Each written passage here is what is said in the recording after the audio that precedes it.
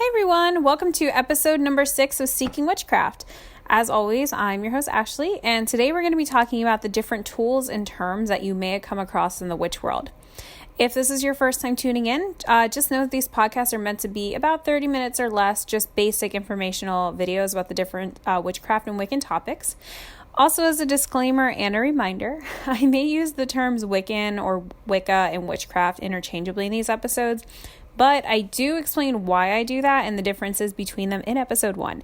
So don't be offended if you hear me use them interchangeably. I do address it in a previous episode. So as always, I'm just going to do some housekeeping before we begin.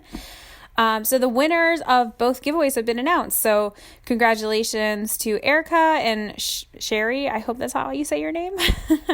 I'm going to be sending out your prizes soon. And if anyone is interested in seeing their Twitter or potentially seeing what they won whenever it gets sent out to them, you could check them out on Twitter at, I'm just going to spell this one, SHEREE. FROELICH. I don't want to butcher your name, sorry. And then for Erica, she is at the Opera Witch, all one word. I'm going to be hosting some giveaways in the future, so keep listening for your chance to win. You can also follow me on Twitter at Seek Witchcraft, all one word, to find out more information about giveaways as well as hints into future episode topics. Or you can just message me about what you want me to talk about in a future episode. Or if there's anything I talk about, you want some more information, hit me up. Okay, so the first thing I'm going to talk about are going to be the different tools. And to begin, I'm going to talk about an altar, specifically your altar. So what exactly is an altar? Okay, before I start, I want to clear up one thing about this word. The word altar is spelled ALTAR. It does not end in an ER. Now I'm not starting off with the spelling just to sound like a bitch. I promise you. I'm doing this to try to save you from the headache of if you go online and you misspell it, because you are certain to have insane amounts of people jumping down your throat for spelling it incorrectly. So remember, it's altar with an AR, not an ER. All right, now that that's out of the way, what exactly is an altar? So an altar is the energetic center of your home. It's a sacred space that's dedicated to your practice, and it should definitely be treated as such. But since everyone's practice is different, there's no set rules on what you need to have on your altar, or if you even need to have one to begin with.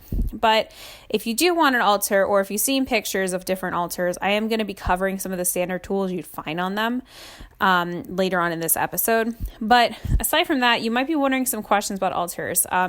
Some of the ones I was thinking people might want to know are like, what's the correct way to set up your altar? What shape should it be? Do I even need to have one? Etc. There's a lot of different controversy about altars, so this is just what I'm going to say. In regards to the direction, a lot of people like to have their altar facing to the north, but some people like it to the east. Other people have theirs in the west, some to the south. You can kind of see where I'm going here. There are people who like to face it in particular directions based on the properties the direction has. So, for example, the south is associated with fire, so maybe if that's your element, you might want to put it in the south.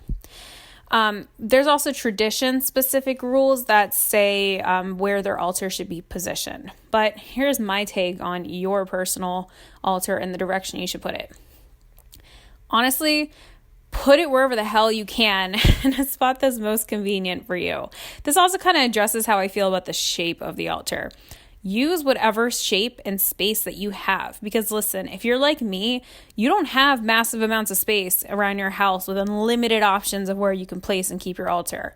You know, if you live in a tiny studio apartment in the city, you might have to put your altar next to your pantry. Or, you know, if you live at home with people who don't necessarily know about your practice, you might have to keep your altar in a shoebox. Or even outside. When you're making your own personal sacred space, there really aren't any rules. If your intentions are pure and you've dedicated that area to the practice or to the gods, you know, if you're Wiccan, you can really use whatever you want. Don't beat yourself up if you cannot have a perfectly round table facing the north or the south or whatever direction that you're able to put it in. Now, the other thing is that some people say that you shouldn't put your altar in a space where there's a lot of movement activity, such as like next to a front door or to some stairs. But again, honestly, I say put it wherever you're able to put it. Don't worry about anything else. Now, something that people might want to question is if they even need to have an altar. So personally, I think everyone who's in this type of thing should have at least some space where they're able to go to and kind of like call home in the witchy world, if you will. Most Wiccans absolutely have an altar, as they do use it as a place to call upon the gods, but not every witch has one.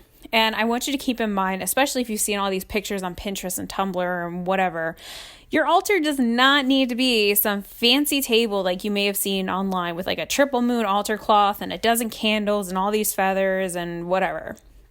It can honestly be something as simple as a space where you keep a candle, maybe you keep your incense or some sage there, your crystals, any divination tool. You can really make your altar as fancy as you like or as simple.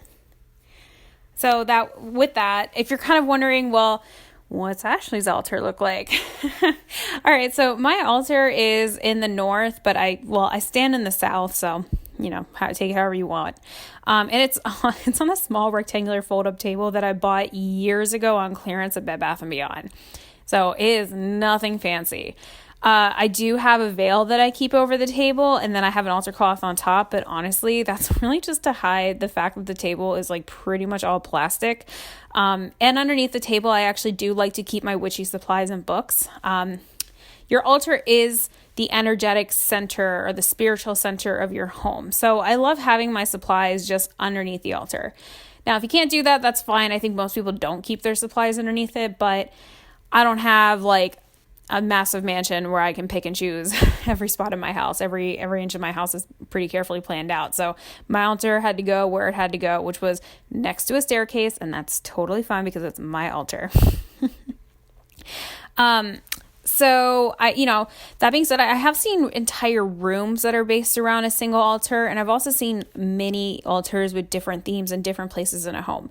Really it's your practice. You could do with it whatever you want.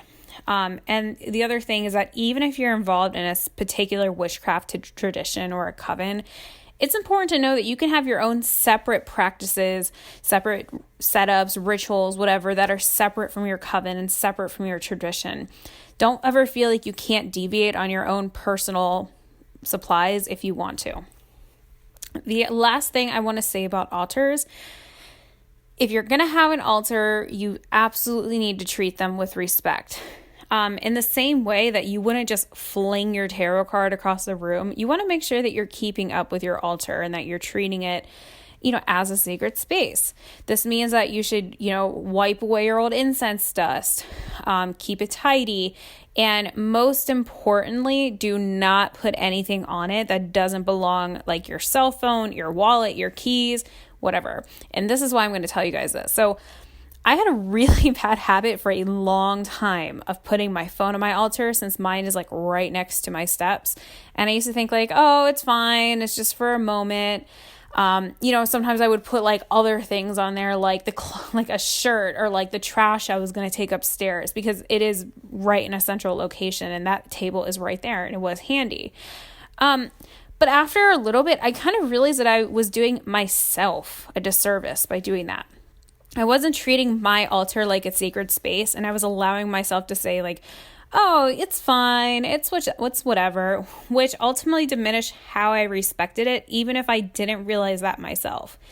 Now, I absolutely refuse to put anything on there that doesn't have a specific purpose.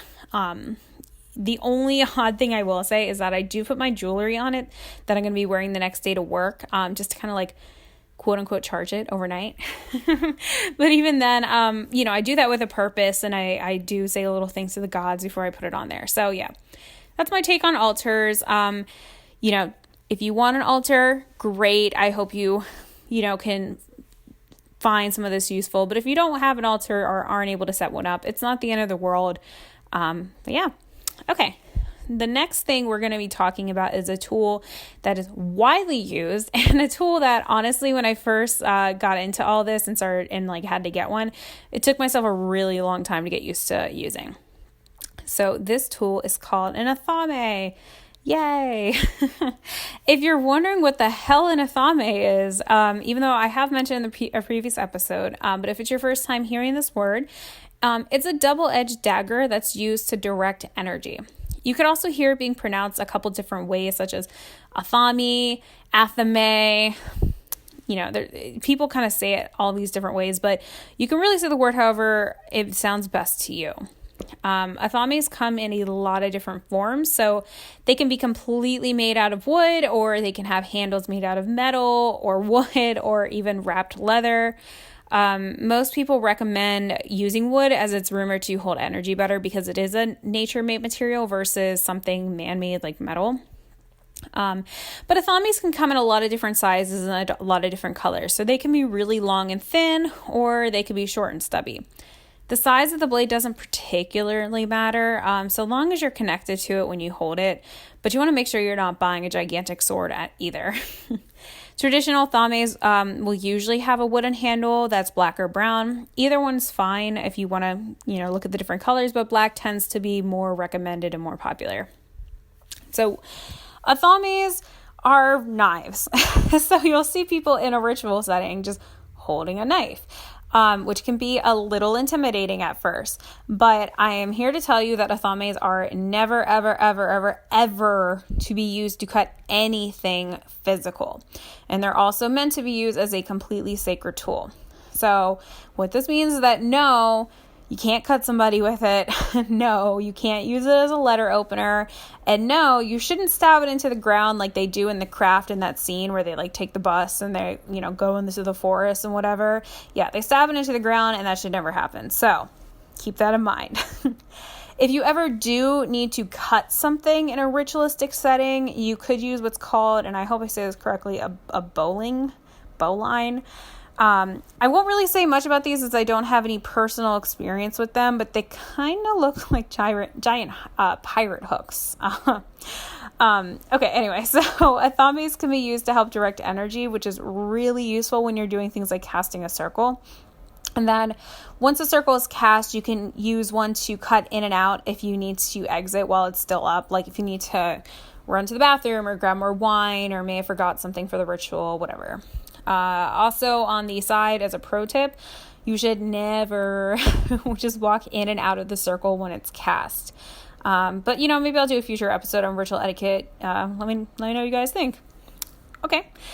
Before I joined my outer court, I want to let you guys know I personally had some trouble with the idea of using an athame. This wasn't necessarily because of the danger, quote unquote, of waving a knife around the air with other people around and having them wave their knives in the air.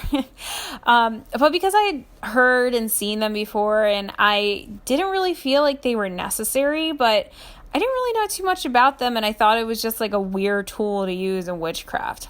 But I gotta tell you, now that I have one and I've used it many, many times, I absolutely see the value in using one, and I feel weird without it. Actually, at one point, I thought I lost it, and I was really upset, and I was like, no, my athame, because you kind of bond with it after a while, and then I finally found it, and I was like, oh, thank God. But yeah, so if you're looking to invest in a standard witchcraft tool that is pretty widely used, I would absolutely say go for an athame. Depending on how elaborate you want yours to be, which if it's your first one and you're going to be getting used to using this, I would say don't go for the most fancy one. They can generally range anywhere from about $10 to $30. I think mine was $20. Anything above $30 will probably be a fancy one. And if you have the means to do this, I would recommend buying your first one in person. As it really sucks to think that you found a tool online that's really pretty and you really like it, only to get it and it's not something you're really bonding with and it's not the same. It's nice to get that athame, hold it, see how the length is, see how it feels in your hand and it flows. You can't really do that online, but there are some beautiful athames on Etsy. So if you do buy one online, not the end of the world, but just know that if you're able to get one in person, I would absolutely try to do that. Alrighty. The next thing we're going to talk about are brooms, and I'm going to probably butcher how you say this because I don't actually hear anybody say this in person, but this is our first term I'm going to use. It's called a besom. Well, anyway, it's another word for a broom. A broom is used in witchcraft to sweep away any negative or stale energy and to energetically cleanse a space before performing a ritual. Now, I think we all kind of know the historical background of brooms with witches and flying women, so I don't really need to explain that. But yeah, not everybody uses a broom. So for example, I have a tiny handheld one that's like just the straw part, and there's not really a handle that I like using it, or that's like on it. But I don't use it every single time. I kind of just feel out, like, does the space feel fine? Like, yeah, then I won't use a broom. But if sometimes, like, I haven't practiced in a while, or it just kind of feels kind of stale, I do like using the broom and sweeping shit out of the way. If you do want to use a broom, I would say to try to get one specifically for your practice. The only reason I say this is because your normal everyday household broom that you use around your home probably has some remnants of dust and dirt on it, and you're not really going to want to use that when you're trying to perform some sort of sacred rite or ritual or something. You do want to be respectful when you are calling upon this energy to, perform the way you want it to. So you want to make sure that you're not getting a lot of dust particles up in the air when you're doing that. Right, the next thing we're going to talk about are cauldrons. So these are definitely not used in the way that Hollywood portrays them to be. Most people, when they use them, they'll use them by putting a charcoal disc inside just to burn incense or herbs for a spell. Some people also like doing spells that, like, you need to burn paper, like maybe you write something on it, and then they'll drop it into the cauldron just for a safe space to burn while it's on their altar. But, you might be wondering, like, are cauldrons necessary? Well, that's really up to you. I personally like the idea of burning loose incense in them, but the problem is that you can't really hold them because they're generally made out of cast iron and the entire thing gets hot. This isn't necessarily a problem if you're just keeping it in one place, but you do have to watch to make sure that the bottom of your cauldron doesn't burn whatever it's sitting on, like your table, if it doesn't have legs. And even if it does have legs, those still get really hot too. A lot of people like waving incense around their room or wherever they're doing their ritual. So if you have a cauldron that you're burning incense in, this might get a little bit more complicated if you can't pick it up. You can also put liquid inside of them if you're trying to make some sort of brew or potion, but to be honest, guys, like, it is cast iron, so it's going to be a really big pain to clean it out once it's wet. Plus they're usually pretty small, and if you are trying to make some sort of brew or potion or mixture, whatever, it's honestly better to do it with like your real life kitchen equipment. That way you can just really easily wash it afterwards and make bigger batches. Aesthetically, though, cauldrons are pretty cool. As I said, I do have one myself. If you're just using it to burn incense, though, I'd recommend, honestly, you get something specifically like that. That way, if you have to pick it up and wave it around the room, you're not burning yourself. Or, you could just use the stick incense. I love the stick incense, personally. So that's my take on cauldrons. Aesthetically, they're awesome. But functionally, they kind of fail. Okay, the next tool I'm going to talk about are bells. So you can use a bell to help clear energy that's in your room. Some people like to say that it also helps bring attention from the gods, specifically the goddess. But a lot of other people like using them to invoke elements and or just all the gods or whatever spirit they're trying to get in contact with. But, like with almost anything in witchcraft, people have a lot of differing opinions on how to use them. So like in a non-ritual setting, you can use your bells to cleanse your crystals with sound healing. So it's actually generally recommended that you do this, as crystals are supposed to be known as holding specific vibrational energies, and bells can help to realign and cleanse those energies back into where they should be. Bells are also sometimes hung on front doors to help guard a home and ward off any negative energy. My own personal practice, I do keep bells on my door, but you know what? They are an excellent way to have some literal protection in your home, because if anybody tried to break into my house, I'd hear them as soon as they open the door, because there's a shit ton of bells on there. But on a serious note, I do like using a bell when I'm casting my circle and calling forth the elements. I found that there's like a specific sound I like having my bell make that sounds just right to me, so I have to like clink it like a very, very specific way. So if you have a bell, play around with it, see how you like using them. But again, this is really an optional tool if you want. You may see a lot of bells on Pinterest or Tumblr type altars, but I don't see them as widely used as I would have thought I did. Alrighty, the next tool we're going to talk about are wands. So wands and athames are pretty similar to the point where I would almost say that you can use them interchangeably. Almost. But there are some differences between them. So first, an athame is used to command and control energy. It's a very masculine type of control. A wand, however, is a gentler tool that can be used to direct energy and invoke the gods.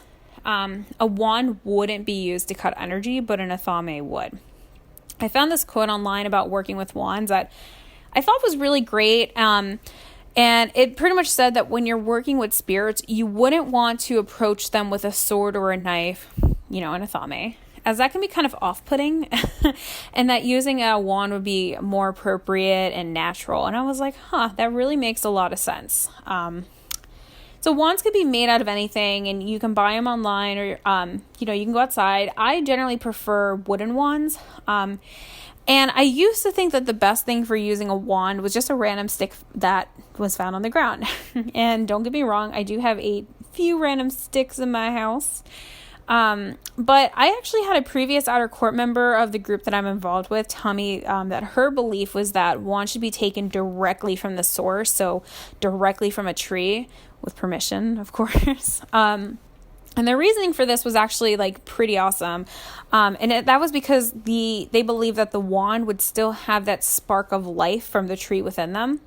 And which did make sense in my mind, because especially if you were able to consecrate it, which is something we'll talk about soon, and dedicate it to your work while it was still alive, you can kind of just contain that spark of life inside the wand.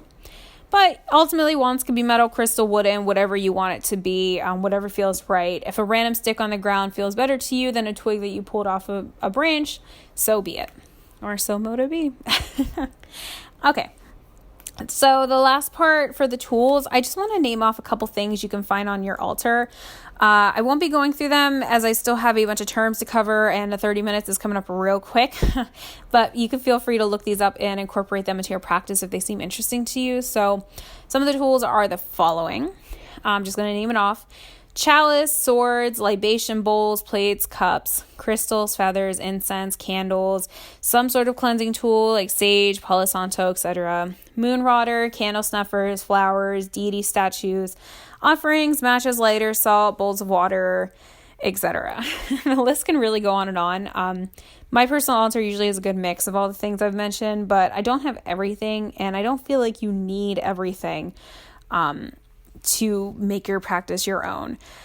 So the other thing is, you don't have to get every single thing at once. If you are trying to build up your altar, you can work up your supply little by little. So don't feel pressured that you have to get it all right now. All right. Finally, we're going to talk about the different terms that you may hear. I'm going to be covering the ones that might be unfamiliar, and to be conscious of the time, I'm going to talk to them fairly quickly. So if you have any questions about anything I'll mention, you can feel free to hit me up on Twitter at @Witchcraft, and we could talk it through. Okay, first term is consecration. So this is the practice of essentially purifying and blessing of something to become yours. Many people may consecrate their tools to get rid of any old energy that might be stuck onto them, plus to claim it as your own. Consecration is really common in the witch world, and something I'd recommend you do with your tools, like your athames, crystals, your wand, etc. All right. Deosil and Widdershins. So deosil means to move clockwise as the sun moves. So when you're in a circle or performing a ritual, you should always walk deosil, as that is the direction that energy moves. You should never, ever, ever walk Widdershins, which means to go clockwise. Deosil is also how you will address the different elements. So air to fire, air to fire to water to earth. Okay. Drawing down the moon. This is both the name of a book, but also a ritual. This ritual is usually practiced by advanced practitioners and involves invoking the goddess into you. So definitely some high level stuff. Next up is a year and a day. So this is a term that you may be hearing, or you may hear being thrown out a lot. I think I've probably mentioned it before myself. Generally, when people talk about their year and a day, they're referencing a period of time that they've formerly been studying witchcraft or a specific tradition, and that usually they're saying that they're within a year and a day because they're literally talking about that time frame.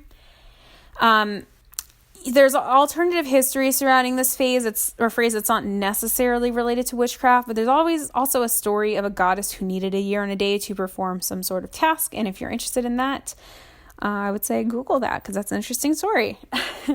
Okay. Grove. So this is something that you have probably heard me say before as well. But for those who are not sure what that is, this can be used as another name for an outer court and a coven. So like with myself, I'm currently a Grove member, training with a Gardnerian coven. Not everyone uses the term. Some groups also use groves to talk about their covens, but my experience is usually used for an outer court term, which leads me to my next term, outer court versus inner court. So an outer court generally makes up people who have not yet been initiated into a specific tradition, but are training or associating with that coven to potentially become a future member.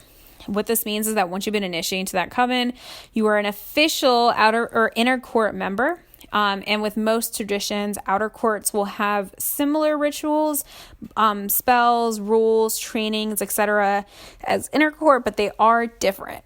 Inner court usually has initiate-only specific ways of doing things, which of course are only available to initiated members.